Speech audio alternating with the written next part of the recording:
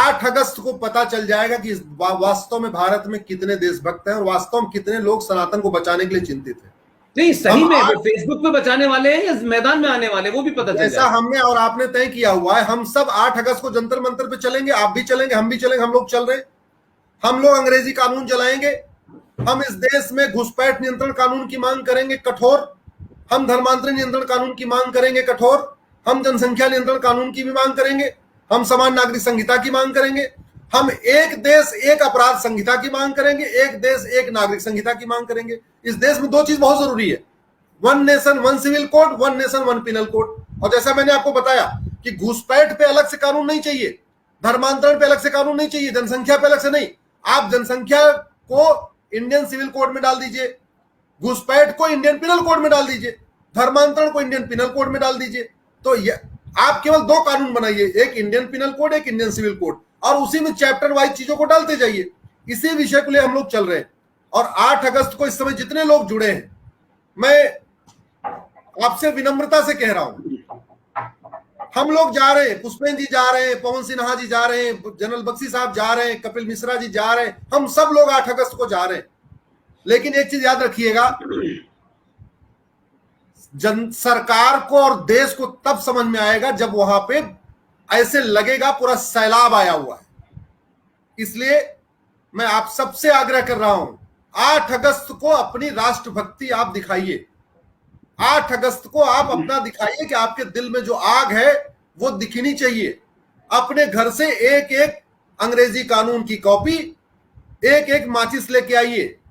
अगर अभी टाइम है, अमेजॉन पे इंडियन पिनल कोड मिल रहा है 150 रुपए का, पुलिस एक्ट मिल रहा है 70 रुपए का, एविडेंस एक्ट मिल रहा है 700 रुपए का। आप लोग अमेजॉन से भी बुक कर लीजिए, फ्लिपकार्ट पे मिल रहा है, अमेजॉन पे। अगर आपके आसपास किताब की दुकानें नहीं है, 200 रुपए में आपको 3-3 कॉपी मिल जाएगी कानूनों की, उनको अभी से मंगा के रख लीजिए और आइए। और नहीं तो हम लोग जो कर रहे हैं। लेकिन एक चीज याद रखिए, बिना आप लोग, भाई साहब आप तो जानते हैं, इस देश में लोकतंत्र नहीं भीड़ तंत्र है। जो वहां बिचौलिए बैठे हुए हैं बॉर्डर पे, उनसे 12-14 दौर की बातचीत हो चुकी। आज तक बताइए पुष्पेंद्र जी, आपसे कितने दौर की बात हुई? आपको बुला के पूछा गया, पुष्पेंद्र जी आप रोज लगे रहते हो, 10 साल से जगा रहे हो, आप बताओ जरा आपके क्या सुझाव हैं? अरे वो टिकैत जो दलाल है उसको बुला बुला के बात हो रही है। क्यों? क्योंकि उसके साथ 1000-2000 लोग बैठे हुए। कोई पुष्पेंद्र जी को बुला के नहीं पूछ रहा पुष्पेंद्र जी क्या करना चाहिए, कोई अश्विनी उपाध्याय को बुला के नहीं पूछ रहा अश्विनी उपाध्याय जी क्या करना चाहिए, कोई जनरल बख्शी को बुला के नहीं पूछ रहा है, कोई कपिल मिश्रा या पवन सिन्हा को बुला के नहीं पूछ रहा है। आप आओगे, बातचीत होगी। मैंने कहा हमें 12 दौर की बातचीत नहीं करना। अरे हमारे पास तो दुनिया का हमने कानून बना के रखा हुआ है, हम तो कानून की कॉपी दे देंगे, साहब ये देख लो, ये दुनिया का सबसे बढ़िया घुसपैठ नियंत्रण कानून है, ये दुनिया का सबसे धर्मांतरण नियंत्रण कानून है, ये दुनिया का सबसे बढ़िया जनसंख्या नियंत्रण कानून है, ये दुनिया का सबसे बढ़िया कट्टरवाद विरोधी कानून है, ये दुनिया की सबसे बढ़िया यूनिफॉर्म सिविल कोड है, आप लागू करिए, हम बता देंगे। लेकिन मौका तब बातचीत तभी होगी, बातचीत का मौका तभी होगा, हमें तभी सरकार से बुलाएगी जब आप लोग आओगे।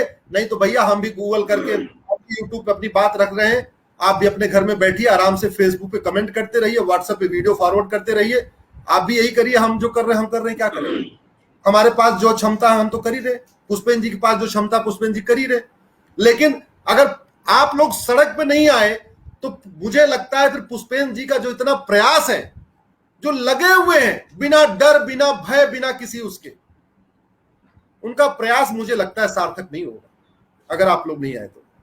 अश्विनी जी ने जो बात कही है उसमें सिर्फ एक ही बात जोड़ दूं मैं, कि हम तमाम सारे लोग ये मानते हैं कि भारत में, जैसे आपने बताया कि पहले हम 47 में 90% थे, अब हम 78% रह गए। अगर टोटल पॉपुलेशन के 78% लोग हैं और 78% के 5% भी 78% के 5% भी लोग, जो दुनिया भर में ऐसा लगता है बदलाव हो रहा है, सब कुछ हो रहा है, जो लोग इस देश में 78 नहीं 20-22% हैं, वो 90 दिन तक इस देश में हाईवे को रोक के बैठ जाते हैं। सरकार झुकती है, सुप्रीम कोर्ट झुकती है, पुलिस एक्शन नहीं करती, चंद लोग दंगा कर देते हैं, अगर जो बात अश्वनी जी ने कहा थोड़ी देर के लिए मैं उसको एक पॉजिटिव नोट पे लेता हूं। अगर इस देश में लोकतंत्र नहीं है, भीड़ तंत्र है, तो भाई अगर भीड़ तंत्र है तो क्या भीड़ की सनातनियों के पास कमी है? तो एक बार भीड़ की ताकत दिखा करके ही यह तय हो जाए कि अगर भीड़ तंत्र से चलना है तो भीड़ तंत्र इतनी होगी कि दिल्ली में सड़क नजर नहीं आनी चाहिए। और ये इम्तिहान है, इसमें अश्वनी जी का, मेरा और पवन जी का, तमाम सारे लोग हैं, उनका निजी कुछ भी नहीं, कुछ भी निजी नहीं है। हम फिर आएंगे, फिर बोलेंगे, फिर करेंगे, क्योंकि हम ये सोच के नहीं बैठेंगे कि जंतर मंतर पे 10 लोग आए थे। हां, जब आएंगे लौट के तो हम नहीं बात करेंगे, सत्ता के गलियारों में आपकी गिनती के ऊपर चिंता होने लगेगी, सत्ताएं सोने से उठने लगेंगी, इस देश की पुलिस को लगने लगेगा, और जो शाहीन बाग पे बैठे हैं उनको समझ में आ जाएगा कि दोबारा शाहीन बाग पे मत बैठना। एक बार अगर ये बैठ गए तो फिर दिल्ली में घुसने की जगह नहीं मिलेगी। लिहाजा 8 अगस्त को जो अपील है, ये कोई राजनीतिक अपील नहीं है, ये एमपी एमएलए बनने के लिए, चेयरमैन बनने के लिए, सरकार को ताकत दिखाने के लिए टिकट की भीड़ नहीं इकट्ठी होना चाहती। मैं फिर कह रहा हूं, ये शब्द अपने आप में थोड़ा निगेटिव लगता है, भीड़ तंत्र, लेकिन भीड़ तंत्र से ही अगर दुनिया तय होनी है तो क्या भीड़ तंत्र हमारे पास कम है?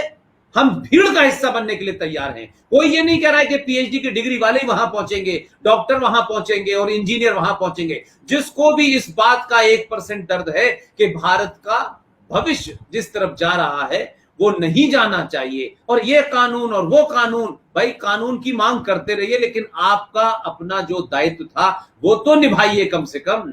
सिर्फ इस बात के लिए बाहर आएंगे कि 26 जनवरी हो गई, हम 26 जनवरी देखने आ गए, 15 अगस्त देखने आ गए, ये सालों से चल रहा था, सालों तक चलता रहेगा। इस देश में लड़ाई हर चीज के लिए सड़कों पे करनी पड़ती है। नेता वोट भी मांगते हैं तो फेसबुक से नहीं मांगते हैं, वो भी जा जाके लाते हैं, भीड़ इकट्ठी होती है और वही भीड़ जिताने और हराने का काम करती है। इसलिए अगर ये भीड़, सत्ताएं भीड़ से डरती हैं, सत्ताएं भीड़ से आने से नींद उनकी खुलती है, तो अपने भी लोग अगर सो गए हैं, अगर इस सरकार को आप ये कहते हैं भाई ये राष्ट्रवादी सरकार है, ये अपनी तो अपनी सरकार को जगाने ही तो जा रहे हैं, हटाने तो नहीं जा रहे। मैं तो अपनी बातों में कई बार बोला है, आप डराइए, धमकाइए, गिराइए मत। आपने अश्वनी भाई सारी बातें रखी, अपनी बात भी रखी, और 8 अगस्त के लिए एक अपील भी की, और लगातार आपका अपील कर रहे हैं। आपने फेसबुक पे किया है और आपके जितने 4-5 पेज हैं उस पे भी किया है। मैं भी जहां जहां बोल रहा हूं और लोगों को कि भाई 8 अगस्त जो है वो हम सब का इंटरेस्ट है, उस पर अश्वनी जी ने इनिशिएटिव लिया है, डेट उन्होंने तय की है। हम सबको बिना अगर मगर, क्या है, कौन है, किसने किया है, कितना इशू है, हमको ये मानना है कि वहां 5 करोड़ लोगों की संख्या नजर आए। ना इसमें अश्वनी जी का कद बढ़ेगा, ना पुष्पेंद्र जी का कद बढ़ेगा, किसी का कद नहीं बढ़ेगा। वहां कोई नेता नहीं है, हर आने वाला वो आदमी जो अपने खर्चे से वहां पहुंचा है वो हमसे भी ज्यादा बड़ा आदमी होगा। आप आए, आपने एक बार ऐसे ज्वलंत मुद्दे के ऊपर फिर दोबारा इतनी लंबी बात की, कई बातें हम बार बार आप जब रिपीट करते हैं तो उससे वो हैमरिंग करने की कोशिश आप करते हैं। मैं देखता हूं कि लोगों को बार बार याद दिलाना है। अश्वनी भाई, दुनिया में क्या होगा हम नहीं जानते, हमसे जो हो सकता है हम कर रहे हैं, ताकि हमारे मन में ये न रहे कि हम जो करना चाहते थे वो हमने नहीं किया, हमने अपनी जिम्मेदारी नहीं की और हम इसने और उसने और दूसरों पर डालते रहे। लिहाजा इस मुहिम को जिंदा रखें, लगातार रखें। और आपने तो इसके ऊपर भी पीआईआर डाली हुई है धर्मांतरण के खिलाफ, और कोर्ट में जो कुछ हो सकता है वो कोर्ट में करें, कोर्ट के बाहर जो हो सकता है वो भी आप कर रहे हैं। तो आपका मैं कैसे शुक्रिया अदा करूं, लेकिन यह है कि मैं आपका शुक्रिया अदा करूं, आप मेरा करें, इससे अच्छा यह है कि हम दोनों में से किसी का ना करें। हम दोनों लगातार इस मुहिम में लगे रहें। बहुत बहुत धन्यवाद। Thank you very much Ashwini. धन्यवाद।